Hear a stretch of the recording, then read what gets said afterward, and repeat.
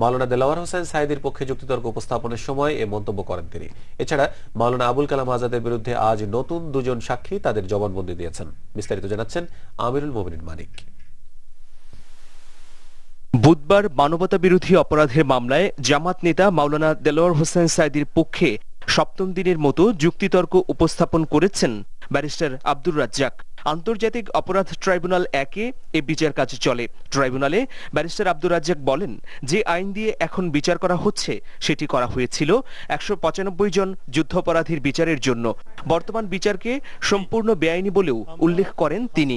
40 বছর পুরানো ঘটনা, এর কোনো এক্সপ্লেনেশন, এর কোনো ব্যাখ্যা প্রসিকিউশন পক্ষ দেন নাই। এই জন্য আমরা বলছি যে সভ্যতার ইতিহাসে এমন সম্পূর্ণ সাজানো মামলার নাটক আর কোনোদিন মঞ্চস্থ হয়নি।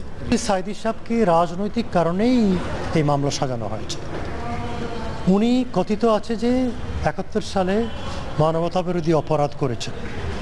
সর্বপ্রথম 2001 সালে জনকণ্ঠ তার বিরুদ্ধে রিপোর্ট পেশ করে। তো এত বছর কি হল?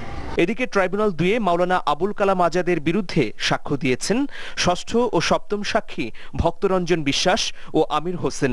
আদালতে তারা 71 সালে মাওলানা আবুল কালাম আজাদের বিভিন্ন অপরাধের বর্ণনা দেন। ভক্তরঞ্জনের পিতা মাধবচন্দ্র বিশ্বাস, তিনি আওয়ামী লীগের সমর্থক ছিলেন এবং ওইটা ছিল একটা নমপাড়া, হিন্দু নমপাড়া। ওই নমপাড়ায় ওই তারিখে ঢুকে বাচ্চু রাজাকার এবং অন্যান্যরা এলাকার বাড়িগুলো লুটপাট করেছে এবং এক পর্যায়ে ভক্তরঞ্জনের বাবা মাধবচন্দ্র বিশ্বাসকে বাড়ি থেকে টেনে হেসড়ে বাড়ি থেকে প্রায় 300 গজ দূরে তুষ্ট মাস্টার নামক এক ব্যক্তি আছে, তার বাড়ির পাশে বাচ্চু রাজাকার তার হাতে থাকা রাইফেল দিয়ে গুলি করে হত্যা করে। সাক্ষ্য শেষে 2 সাক্ষীকে জেরা করেন আসামি পক্ষে সরকার নিযুক্ত আইনজীবী। এদিকে বিএনপি নেতা সালাউদ্দিন কাদের চৌধুরী এমপির মামলার পরবর্তী তারিখ ধার্য হয়েছে 3রা ডিসেম্বর। আমিরুল মোমিনিন মানিক, দিগন্ত টেলিভিশন।